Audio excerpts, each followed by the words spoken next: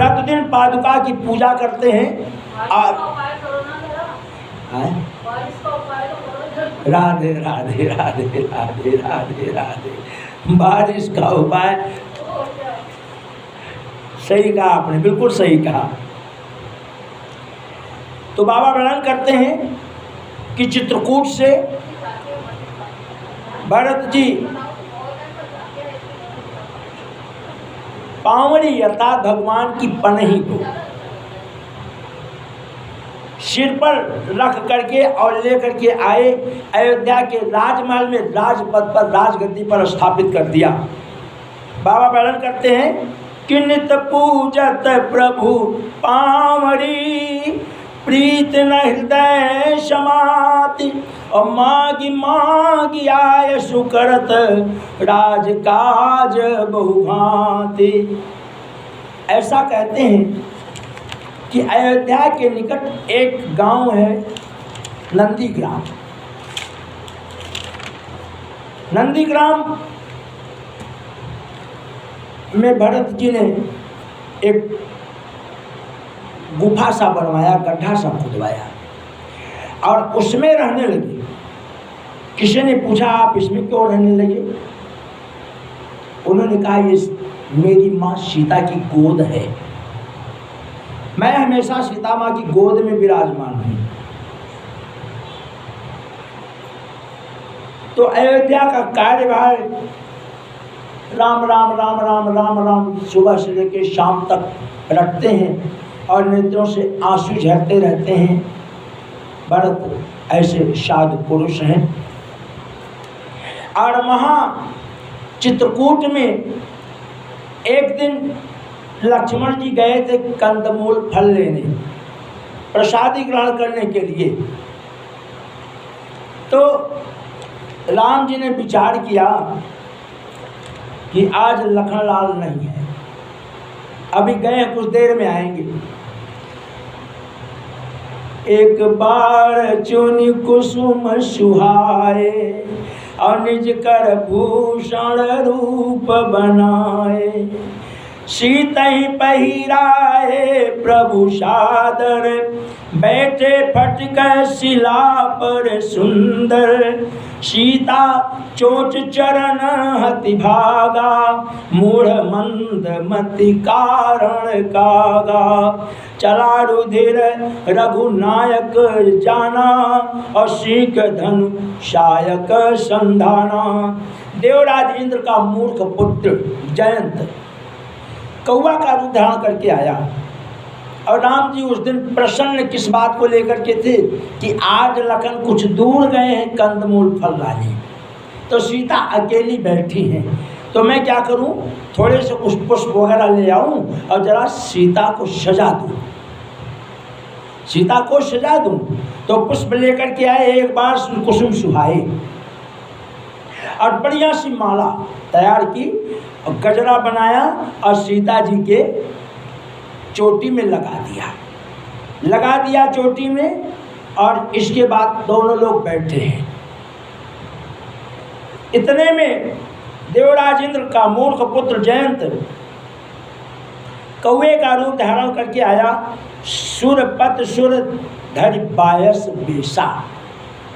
सुरपति अर्थात देवताओं के जो देवता हैं, कौन है? इंद्र है। तो सुरपति धरि बायस बेसा, सठ चाहत रघुपति बल देखा। ऐसा कहते हैं कि भगवान के बल को, भगवान की ताकत को देखने के लिए आया। और क्या किया कि सीता जी के चरण में चोंच मार दिया, और चोंच मारने के बाद भगा। राम ने क्या किया, एक सीख उठाई, दुर्वा। शास्त्रकार लिखते हैं कि दुर्वा क्यों उठाया, क्योंकि दुर्वा जमीन में पैदा होता है, अर्थात वो सीता जी का भाई है। अब बहन की रक्षा भाई जितना करेगा उतना और कोई नहीं करेगा, ऐसा शास्त्र का वर्णन। तो राम जी ने एक दुर्बा उठाई और उसको संधान कर दिया बाण पर चढ़ा करके।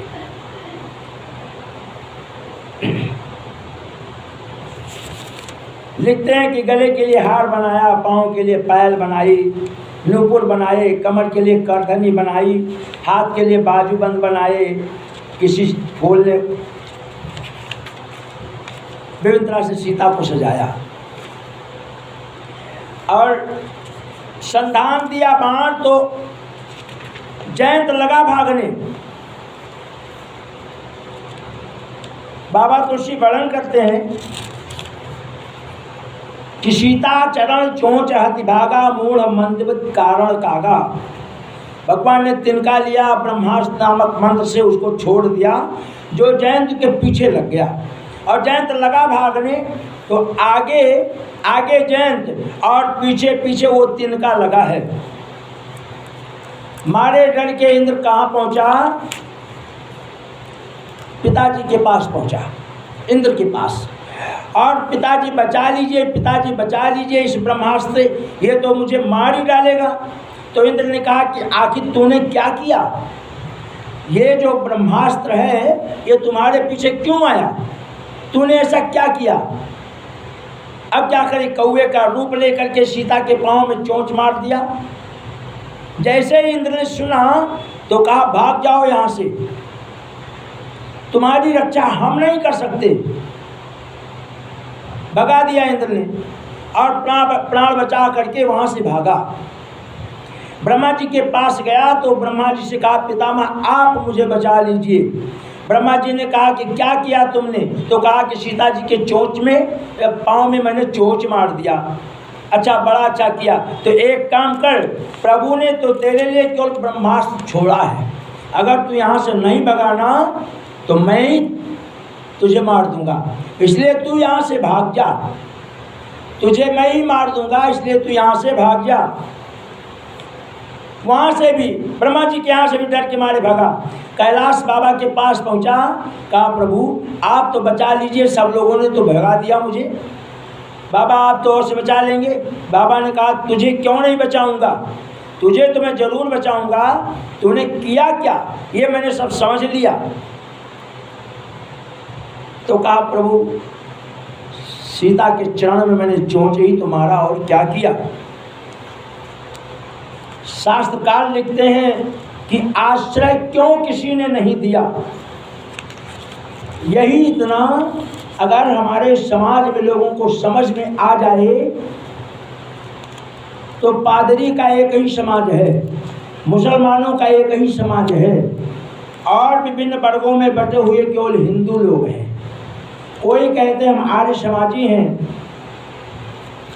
कोई कहते हैं हम जैन परिवार हैं, कोई कहते हैं हम मूर्ति सेवा नहीं करते, कोई कहते हैं हम कबीरपंथी हैं। लेकिन शास्त्र क्या कहते हैं? शास्त्र कहते हैं कि राम विमुख राखाते नहीं, अर्थात राम के विमुख जो हैं, जो विभिन्न रूपों में फैले हुए हैं, उनको शरण भगवान की मिलनी नहीं है।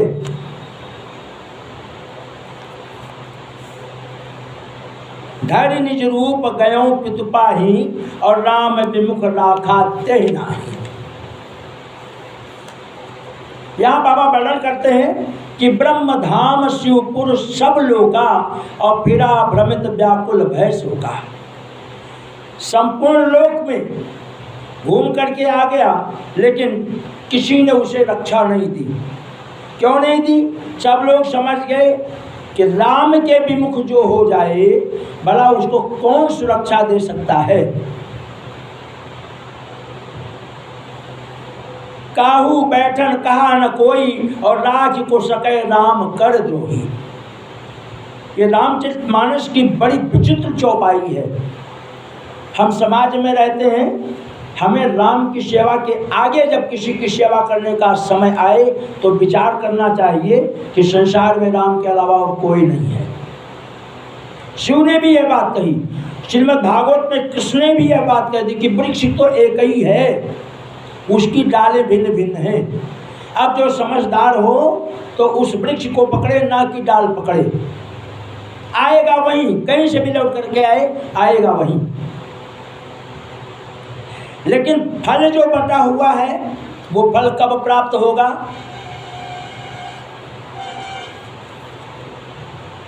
कि जब शरीर में ताकत है, जिंदा है, राम राम रट रहे हैं, भगवान का कीर्तन भजन समय आने पे कर रहे हैं,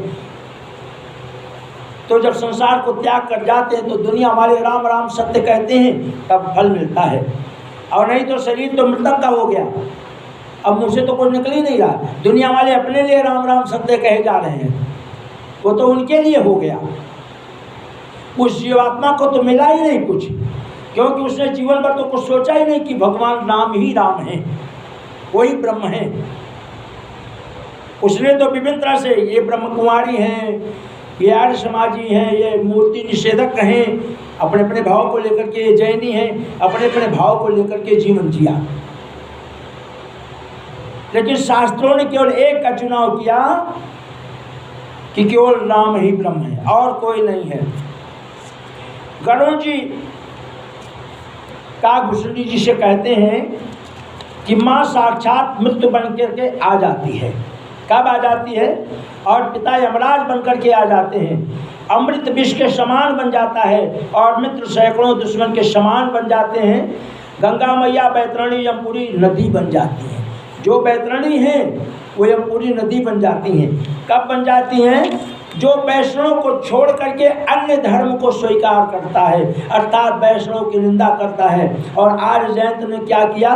भगवान राम वैष्णव हैं और सीता माता भक्ति हैं और उनके चरण में चोंच मारा और रक्त बह निकला, तो कौन बचाए? ऐसे लोगों को कौन बचाए? जगत पूरा अग्नि की भांति बन जाए, शीतल मंद बयार, बड़ी सुंदर हवा बह रही हो, लेकिन अगर दिन ठीक नहीं हो, मनुष्य कभी बदलता नहीं है, कभी नहीं बदलता है, उसका समय बदलता है। बड़ी गर्मी है, कमरा वही है, एक कूलर ला के किसी ने लगा दिया, बटन दबा दी, गर्मी में शरीर को ठंडक मिली, आत्मा को शांति मिली। कमरा वही है, मनुष्य वही है, कूलर वही है, केवल महीना बदल गया। जनवरी का, माघ का, ठंडी का महीना आ गया और बटन दबा दिया तो कूलर चलने लगा। अरे मार डालोगे क्या भैया, ठंडी तो ऐसे ही पड़ रही है। तो मनुष्य नहीं बदलता है, उसका समय खराब आता है, वो बदलता है। कहते हैं कि खबर नहीं पल की, मूर्ख जन बात करें कल की। तो अब मोहि भा भरोसा हनुमंता, और बिनु हरि कृपा मिले नहीं संता। गरुड़ जी ने कहा कि तुमने जो काम किया बड़ा निंदनीय है, कोई बचाने वाला नहीं है। अब आतुर दृष्टि हो गई, करुणा के भाव में आ गया, कष्ट में आ गया, दुख में आ गया, तो नारद जी पहुंचे। नारद जी का कार्य यही है कि कहीं झगड़ा लगाना और किसी को संकट से बचने के लिए उपाय बताना, और उनके झगड़े में भी अच्छाई है, दोष नहीं है। जैसे सुकंठ से झगड़ा लगा दिया तो भगवान के नाम के प्रभाव जगत को बताने के लिए कि भगवान के नाम का प्रभाव ये है। तो मिल गए नारद जी, और नारद जी ने कहा कि संत विशुद्ध मिले पर देहि, राम कृपा कर चितवे तेहि। अगर कोई संत मिल जाए और वो ज्ञान दे दे कि भगवान के पास जाओ, वही तुम पर कृपा करेंगे, तो उसकी बात मान लेनी चाहिए। और संत बड़ी मुश्किल से मिलेंगे। माता के यहाँ चला गया, पिता के यहाँ चला गया, ब्रह्मा जी के यहाँ चला गया, शिव जी के यहाँ चला गया, गरुड़ जी के यहाँ चला, सब के यहाँ चला गया। और सब लोगों ने कारण पूछ लिया कि कारण क्या है, तो क्या कहा? सीता मैया के चरण में चोंच मारा। भैया नहीं हमारे बस में है, जाओ यहाँ से जाओ। सब लोगों ने भगा दिया। तो एक तरफ राम जी ने दंड देने के लिए ब्रह्मास्त्र छोड़ दिया और दूसरी तरफ नारद जी को संकेत करते हैं कि जाओ मेरे बच्चे को ज्ञान दो। ये परम सत्ता है, ये नारायण है। पिता अपने पुत्र को, अपनी संतान को कभी दुख नहीं देता है। संतान की क्रियाएं ऐसी हो जाती हैं कि पिता को मजबूर होकर के उसे तारीफ करना पड़ता है, नहीं तो जान करके पिता अपने पुत्र को दुख नहीं देता है। तो ये श्री हरि नारायण है, केशव माधव मधुसूदन, ये नारायण है, भगवान है। तो नारद जी को संकेत कर दिया कि जाओ हमारे बच्चे को ज्ञान दो, वो लौट करके मेरी शरण में आए और मैं उसे आश्रय दूंगा, मैं अपने बच्चे पर कृपा करूंगा। ऐसा नारायण ने नारद जी को कह करके और भेज दिया। तो नारद जी झट से कहाँ पहुंच गए? जहाँ नारद देखा विकल जयंता और लागी दया कोमल चित संता। दोनों तरफ से काम चल रहा है। एक तरफ बाएं भुजा असुर दल मारे, कौन? हनुमान जी। तो भगवान की कृपा से नारद उपस्थित हुए हैं और दाहिने भुजा संत जन तारे। नारायण इसी तरह से हैं कि एक तरफ से दंड देते हैं और दूसरी तरफ से सुरक्षा देते हैं। तो शत्रु के पुत्र को दाएं हाथ में लिया जाता है। ऐसा शास्त्र कहते हैं कि भगवान किसी को शत्रु नहीं मानते हैं। भगवान का दाहिना हाथ आशीर्वाद देने के लिए हमेशा उठा है और बायां हाथ उनकी अर्धांगिनी की तरफ है। ऐसा वर्णन करते हैं कि दक्षिणे लक्ष्मणो नमामि हर्लम आत्मजन का आत्मजा। दक्षिण भगवान में, दक्षिण की तरफ भगवान लक्ष्मण जी विराजमान हैं और वातात्मजे जनकात्मजा, बाएं अंग में जनकात्मजा अर्थात जनक जी की पुत्री विराजमान है। और ये दोनों के बिना भगवान अधूरे हैं। अब ये तीनों इकट्ठा नहीं थे। भरत जी गए थे कंदमूल फल लाने और सीता मैया पास में बैठी थी, सजा धजा दिया और नारायण है, क्या क्या करना है, क्या भी होना है, उस बात को लेकर के एक क्षण कुटिया में चले गए।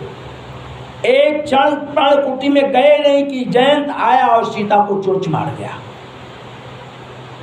ये हरि की कृपा। क्यों? बाल लीला कर रहे हैं। तो कहते हैं कि ये तीनों जब तक नहीं है तब तक वो ब्रह्म पूर्ण नहीं है। ये तीनों एक साथ में हमेशा रहते हैं। देखिए ना, क्षीर सागर में शेषनाग की शैया पर बिस्तर बना हुआ है, नारायण लेटे हुए हैं, लक्ष्मी जी पांव दबा रही हैं, है ना, चरण की सेवा कर रही हैं। तो ये तीनों हर वक्त इकट्ठा रहते हैं, ऐसा शास्त्रों का वर्णन। तो किसी ने सीता मैया से पूछा कि मैया प्रभु आपको प्यार करते तो हैं लेकिन दाहिनी भुजा की तरफ क्यों बैठाते हैं? तो मैया ने कहा कि बाएं भुजा की तरफ क्यों नहीं बैठाते? तो कहा बाएं भुजा का प्रयोग केवल अपने भक्तों की रक्षा के लिए रखते हैं, इसलिए हमको बाएं रखते हैं, और दाहिने तरफ दाहिने हाथ से भक्तों की रक्षा करते हैं। नारद देखा विकल जयंता लाग दया कोमल चित चंता पठवा तुरंत राम पहिताही कहे से पुकार प्रणत हित पाही आतुर समय कहे से पद जाई त्राहि त्राहि दयालु रघुराई। रावण ने नारद जी ने ज्ञान दे दिया कि तुमको बचने का और कोई रास्ता नहीं, कोई तुमको बचा नहीं सकता। तुमने जिनकी प्रिया को, जिनकी भार्या को चोंच मारा है उन्हीं नारायण की शरण में जाओ। तो आया और भगवान ने रक्षा किया। नारद जी भी पहुंच गए पीछे से और कहा कि प्रभु आपके आदेश का पालन हो गया। तो नारद जी से कहा कि ये ब्रह्मास्त्र मुझे मार डालेगा, अगर मैं वहाँ रुकूंगा तो भगवान के चरण के पास मैं बैठ जाऊं, ये ब्रह्मास्त्र मुझे मार डालेगा। तो नारद जी ने कहा कि नहीं नहीं, जैसे तुम भगवान के चरण में बैठोगे ये अपने आप शांत हो जाएगा। इसलिए, लेकिन शांति कब होगा? जब तुम विश्वास और धैर्य के साथ, करुणा के साथ, आर्त पुकार के साथ, हे प्रभु मुझे बचा लो, हे प्रभु मुझे बचा लो, मुझसे गलती हो गई, अब मैं ऐसा गलती कभी नहीं करूँगा। वहाँ तुम्हारे प्राणों की रक्षा आ जाएगी, तुम्हारे प्राणों की रक्षा हो जाएगी और तुमको कोई बचा नहीं सकता। तो नारद जी से कहा, अच्छा ठीक है प्रभु, आप मुझे ये बताइए कि मैं प्रभु के चरणों में जा करके क्या कहूँगा? मैं प्रभु के चरणों में जा करके क्या कहूँगा? तो नारद जी ने कहा, बेवकूफ़ ये कहना चाह रहा है। क्या कहना है भगवान के चरण में जा करके? भगवान के चरण में जा करके केवल नारायण को प्रणाम करना और कहना, हे प्रभु, हे श्री हरि, हे केशव, हे माधव, हे मधुसूदन, हे नारायण, हे जगत नियंता, मुझ पर कृपा करो।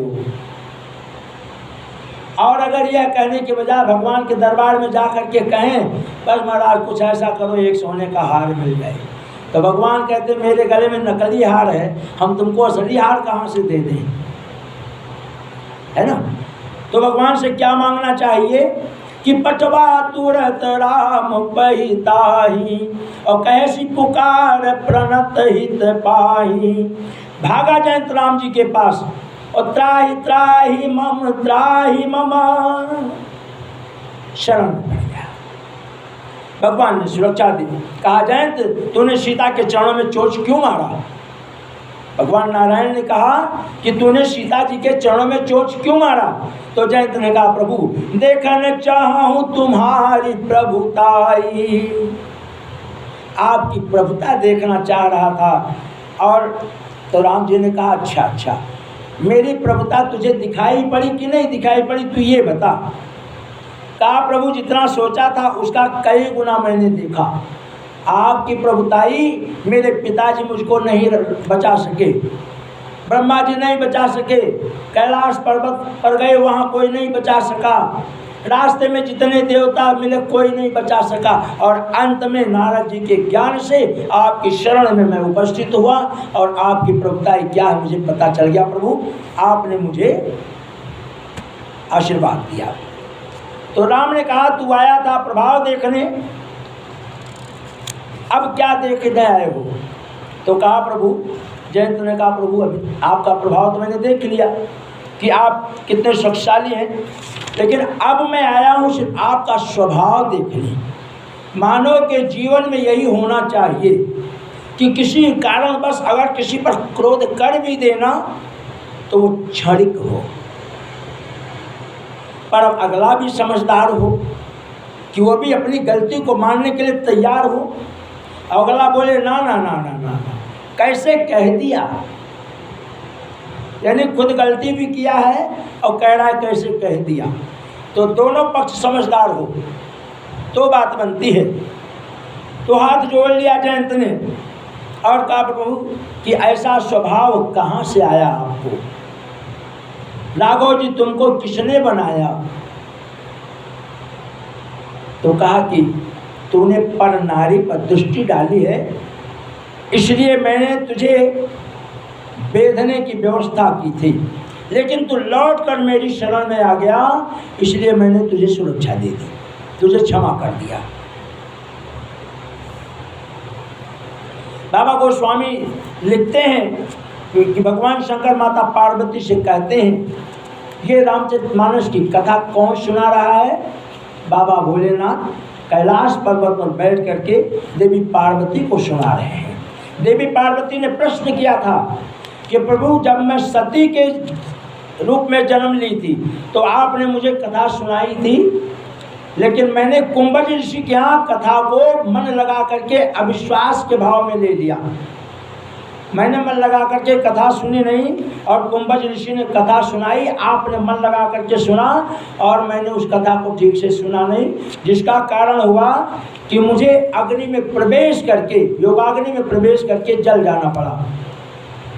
पर प्रभु यही प्रकार प्रभु प्रसन्न मन होई, करुणा सागर कीजय सोई। इस बार मैं आपके द्वारा सुनाई गई कथा को ध्यान से सुनूंगी, जिससे मेरा जन्म बन जाए, इसलिए आप मुझे कथा श्रवण कराइए। तो भगवान शंकर माता पार्वती से कथा कहते हैं कि देवी की नमोह वसुद्रोह अयद्यपि तही कर बदउचित, और प्रभु छाण ही करि छोह को कृपाल रघुवीर सम। बाबा तुलसी वर्णन करते हैं कि अगर भगवान राम ने कुसुम को उठा करके, दुर्वा को उठा करके तीर बना करके छोड़ दिया, और उस करुणा को करुणामय ना बनते, छोड़ देते कि इसके प्राण चले जाएं, तो आज राम भी हमारे आप की तरह ही कहलाते कि इन्होंने, इनके अंदर बदले की भावना थी, उनके अंदर बदले की भावना नहीं थी, इसलिए राम राम कहलाए और हम आप जैसे के तैसे ही रह गए। इसलिए बदले की भावना मन के अंदर भगवान शंकर कहते हैं कि देवी किसी को कभी रखना नहीं चाहिए। पर जयंत से भगवान ने कहा, राम ने कहा कि मेरी एक विवशता है, तेरे प्राण को मैं छोड़ सकता हूँ, अग्निबाण को मैं वापस अपने तरकस में ले रहा हूँ, लेकिन तेरे एक नेत्र चले जाएंगे। प्रभु क्यों चले जाएंगे? जगत वाले इस बात को समझें कि शिवद्रोही ममदास कहावा, जो मुझसे विद्रोह करेगा, मुझे नहीं मानेगा, मुझसे द्रोह करेगा, उसे तेरी कथा सुनते ही समझ में आ जाए कि इस भूलोक में राम के अलावा संसार में और कोई नहीं है। और जो मुझे नहीं मानेगा, मुझे नहीं भजेगा, मुझ पर विश्वास नहीं करेगा, तो जैसे तुझे दंड प्राप्त कर दे रहा हूं कि जब तक सृष्टि की रचना रहेगी तब तक तुझे एक नेत्र नहीं रहेगा। तो कौवा के पास एक नेत्र उस समय से नहीं है। कौवा कोई चीज देखता तो ऐसे ऐसे करके देखता, अर्थात एक आंख घुमाता रहता है।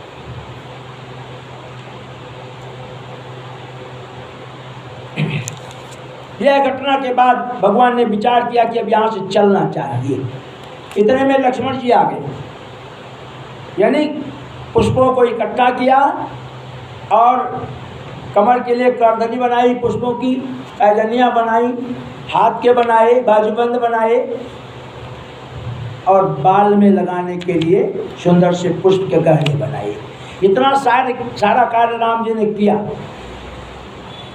और फिर जयंत आया, भगवान ने देखा कि ये कला होनी है, ये क्रिया होनी है, तो एक क्षण के लिए उठकर पर्णकुटी में प्रवेश किए।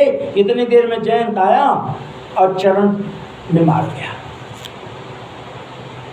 इतनी सारी कथा हो गई। इतनी देर में लक्ष्मण जी कंदमूल फल लेकर के आए। तो राम ने कहा कि जगह ठीक नहीं है। सीता ने भी समर्थन कर दिया कि ये जगह ठीक नहीं है, यहाँ से चलना चाहिए। तो आगे बढ़े, सभी ऋषियों से विदा लेकर के अत्रि ऋषि के आश्रम में गए, जहाँ मां अनसुईया ने सीता को दिव्य आभूषण दिया। दिव्य आभूषण का मतलब है कि जो ना कभी गंदा हो, जो ना कभी फटे, ऐसा आभूषण दिया। और नारी के पावन धर्म की शिक्षा दी। अत्रेय जी ने भगवान से जन्म जन्म चरणों में प्रेम अनुराग बना रहे ये प्रार्थना किया, वरदान मांगा कि ठाकुर जी इस जन्म में तो आपका सेवक हूँ, लेकिन जब तक धरा रहे, अर्थात जो ज्ञानी लोग थे, जैसे महाराज जनक बड़े ज्ञानी थे, लेकिन अपनी पुत्री को आशीर्वाद दे दिया कि जब तक ये सूर्य चंद्रमा धरती रहे तब तक मेरी सीता जैसी कोई कन्या नहीं जन्म ले, तब तक ऐसी कोई कन्या जन्म ही नहीं ले जब तक ये धरा रहे। तो जो समझदार लोग थे, अत्रेय जी समझदार थे, बड़े ज्ञानी थे, उन्होंने भगवान से आशीर्वाद मांगा, वरदान मांगा। कहा प्रभु जन्म जन्म धरिवार पग। इस ये पृथ्वी जब तक रहे, जब तक मेरा जन्म किसी भी योनि में हो, तो मुझे आपके चरणों की भक्ति ही प्राप्त हो। भगवान ने आशीर्वाद दिया। आगे चले,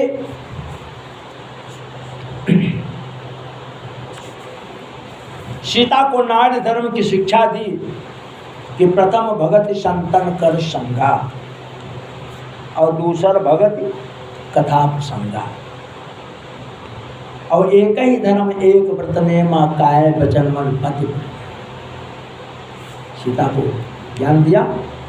और इसके बाद आगे बढ़े तो एक ऋषि थे, शरभंग नाम था उनका, ब्राह्मण थे।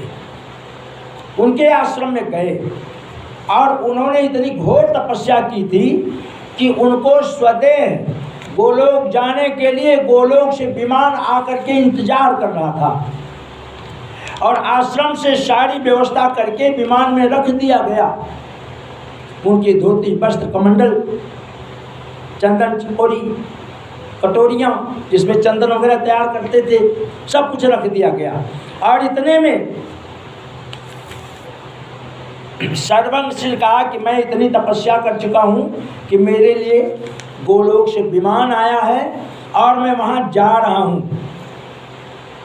तो जिस ऋषि के कान में ये बात पड़ी कि प्रभु स्वयं चलकर आ रहे हैं, हर एक दूसरे को संदेशा देते चले गए। तो इन शरभंग ऋषि से पहले जो आश्रम था, उस आश्रम से एक संत भागा भागा आया और उसने कहा कि आप कहाँ जा रहे हैं? तो संत ने कहा कि जहाँ जा रहे हो बोलो, वहाँ कोई है ही नहीं, वो तो जगह खाली पड़ी है, क्यों जा रहे हो? कहा कि जिनके दर्शन के लिए जा रहे हो वो प्रभु यहीं उपस्थित हैं भूलोक पर, और आज वो यहाँ आ रहे हैं। चितवत पंथ रहत दिन राति। ये ऐसे संत थे कि जिनको और कोई मतलब नहीं था। अब प्रभु देख जुड़ानी छाती, जो हर वक्त भगवान के चरणों की सेवा करने में लगे रहते थे और 10 नेत्रों से देखते थे, इधर से भगवान आ रहे हैं, इधर से भगवान आ रहे हैं। इसी कारण से मंदिरों में चारों तरफ से 4 फाटक लगाए जाते हैं कि किस तरफ से भगवान आए, ये पता नहीं है। तो चारों तरफ संतगण देखते रहते हैं कि कौन से दरवाजे से आएंगे। आज दर्शन दिया शरभंग ऋषि को और उसके बाद श्रुतेश ऋषि के आश्रम में गए। वहाँ जब गए तो रास्ते में अस्थियों का ढेर देखा। सो वो ढेर किसका था? ब्राह्मणों का था। रावण के जो लोग थे और किसी का वध नहीं करते थे, केवल ब्राह्मणों का ही वध करते थे, क्योंकि यज्ञ ब्राह्मण ही करते कराते थे। 6 काम ब्राह्मणों का था: पढ़ना, पढ़ाना, दान देना, दान लेना और धर्म करना, धर्म कराना। और धर्म किससे कराना? जो बिल्कुल निरीह हो, जिन पर ठाकुर जी की कृपा है वो धर्म करें चाहे नहीं करें, क्योंकि उन पर प्रभु की कृपा है। जो बिल्कुल गरीब हो, खाने को नहीं अटता हो, ऐसे व्यक्ति से ब्राह्मणों को धर्म कराना चाहिए, तो ठाकुर जी की कृपा उस पर होगी। और आज जो संकट में है, थोड़ा सा उसने दान किया तो भगवान ने देखा उसके घर में आज थोड़ा दान किया, कल ज़्यादा दान करने भर को आ गया।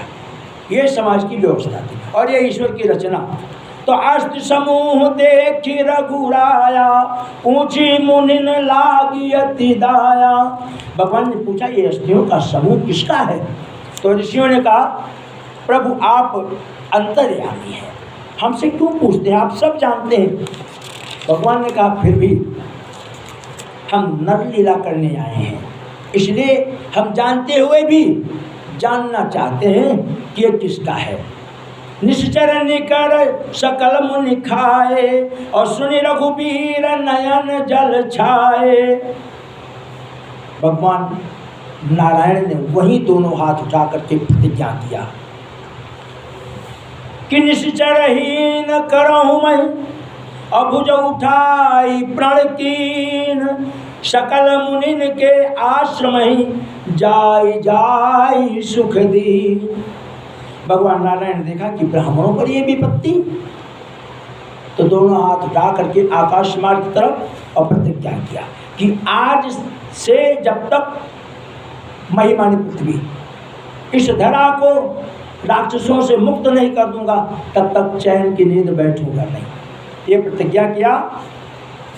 और इसके बाद अगस्त ऋषि के आश्रम में गए, वहाँ प्रार्थना की, न ही सत्संग जो जग जागा और न ही दृढ़ चरण कमल अनुरागा। अगस्त जी ने कहा कि प्रभु जिनके नियम में भगवान के चरणों की सेवा नहीं है, जीवन में आपके चरणों में अनुराग नहीं है, अर्थात प्रेम नहीं है, भक्ति नहीं है, न ही दृढ़ चरण कमल अनुरागा, उनको कभी मिल भी नहीं सकती। और वही है सुफल आज मम लोचन, देख बंधन पंकज भव मोचन। कहा प्रभु आज आपके दर्शन हुए, मेरे नेत्र सफल हुए। जन्म जन्म मैंने आपका दर्शन पाने के लिए तपस्या किया था। अगर जी कहते हैं कि प्रभु हमने ऐसा कुछ तपस्या जप तप व्रत नहीं किया। यही विचार होना चाहिए कि हम सेवा बड़ी करें लेकिन दिखाएं कम। अब समय बदल गया, लोग हाथ में माला ले लेते हैं, बात करते हैं फोन पर, ऐसा लगता है माला कर रहे हैं लेकिन बात चल रही फोन पर। तो दिखावा ज़्यादा है और कर्म कम है। कहा प्रभु आपका दर्शन मैं पा गया, लेकिन मैंने ऐसा कुछ किया नहीं। मैं बड़भागी हूँ कि बिना किए आपका दर्शन पा गया। प्रभु थोड़ी और बड़ाई कर दी कि प्रभु ये आपका स्वभाव है कि बगैर किए हुए को भी आप दर्शन देते हैं। मैंने कुछ किया नहीं, हम सबका कल्याण करते आ रहे हैं आप। भगवान ने अगस्त जी से कहा कि ईश्वर मैंने प्रण किया है कि मैं इस धरा को निशाचरों से विहीन करूँगा। क्यों? अगस्त ऋषि कुछ और थे। समुद्र को सोख लिया था अगस्त ऋषि ने, इतना बड़ा समुद्र, 1 भाग पृथ्वी और 7 भाग समुद्र। और भगवान कृष्ण उपस्थित हैं बाल रूप में और पर्वत को उंगली में गोवर्धन पर्वत को उठाए हुए हैं। इंद्र के कृपा से घोर बरसात हो रही है। अगस्त ऋषि सारे जल को पिए जा रहे हैं, एक बूंद जल जमीन पर नहीं गिर रहा है। और तक्षकनाथ तथा सर्प देवता को आदेश कर दिया कि जो बचा पर्वत के और भूलोक के बीच में जो जगह बची सबको तुम घेर लो, जल आए ही नहीं। तो कहा मैं विहीन करूंगा पृथ्वी से दुष्टों को। और यहाँ अगस्त जी ने राम जी के आदित्य हृदय स्तोत्र का पाठ करने का मंत्र दिया। अगस्त ने कहा कि ये कब सफल होगा? राम जी से कहा कि आदित्य हृदय अर्थात सूर्य का पाठ। और आदित्य हृदय पाठ किसका है? राम जी का, सूर्यवंशियों का है, रघुवंशियों का है। तो कहा कि आदित्य हृदय का पाठ महाराज आप रोज अवश्य कीजिए, तब जाकर के आपको विजय मिलेगी राक्षसों पर, वरना आपको विजय मिलने वाली नहीं है। और आप जा करके अब यहाँ चित्रकूट में नहीं, ये जगह आपके लिए ठीक नहीं है। आप पंचवटी में विराजमान होइए, वहाँ रहिए। मार्ग में वहाँ गिरिधराज जटायु से भेंट हुई। वहाँ से आगे गोदावरी नदी के किनारे पंचवटी में कुटिया बनाकर रहने लगे। लक्ष्मण जी ने 5 प्रश्न किया। लक्ष्मण जी ने 5 प्रश्न किया। क्या प्रश्न किया? ज्ञान, वैराग्य, भक्ति, माया क्या है?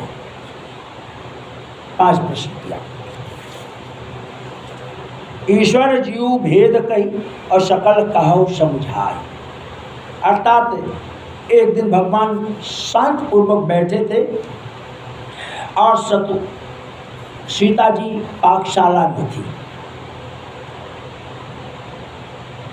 उस दिन लक्ष्मण जी ने प्रश्न किया था, प्रभु हम आपसे कुछ जानना चाहते हैं। तो राम जी ने कहा कि लखनलाल समय आएगा तो जरूर बताएंगे, जरूर बताएंगे।